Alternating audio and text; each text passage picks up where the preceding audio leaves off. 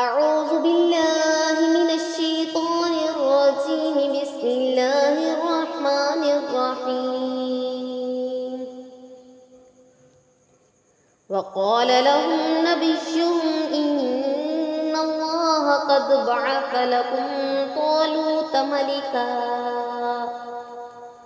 قالوا أنى يكون له الملك علينا ونحن أحق بالملك منه ولم يؤت سعة من المال. قال إن الله اصطفاه عليكم وزاده بسطة في العلم والجسم والله يؤتي ملكه من يشاء والله واسع